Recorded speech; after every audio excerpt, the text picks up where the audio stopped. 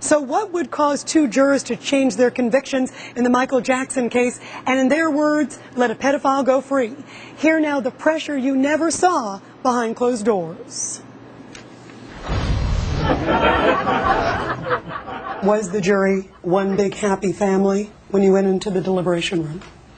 I think prior to deliberations, I think that there was some camaraderie. It wasn't really until we got into the deliberation room and found out what was in people's minds that we realized that we're not all in the same key here. So it really surprised me when everybody seemed to turn and get so mean. You go back into the jury room, start deliberating. After a few hours, you have sort of an unofficial vote. What were the results? About 2/3 of the jury were considering Michael Jackson as not guilty at that time. And where were you? I was on the guilty side. No, you were the first one to say Guilty. guilty. Yes, ma'am. She said it in a big way. I said Right away.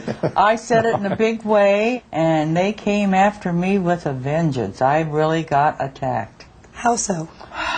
I didn't understand. I didn't know. I was too old. And there was a third juror, Katerina Carls, a 39-year-old county government worker, who tells us that she too initially believed Jackson was guilty. Very bright She lady. was very bright. She had taken a lot of notes. She knew exactly what was going on.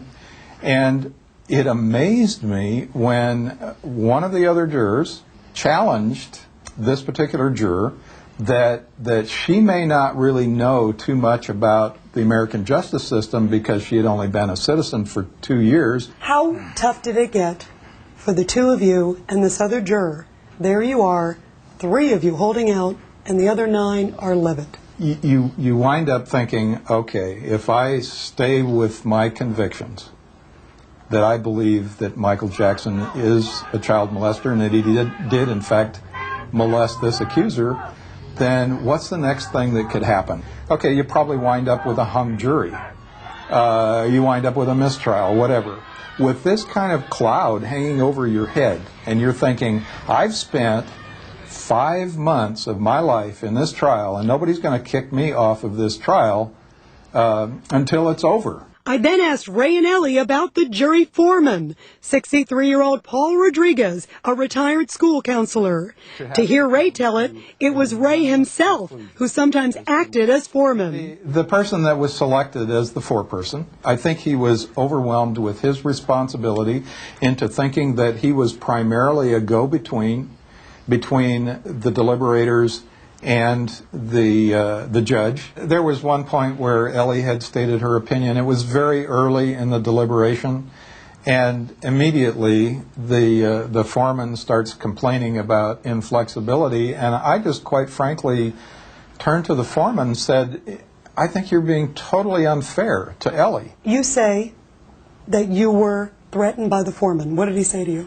He said if I could not change my mind or go with the group or be more understanding, that he would have to notify the bailiff. The bailiff would notify the judge, and the judge would have me removed. I kept my position that I felt Michael was guilty.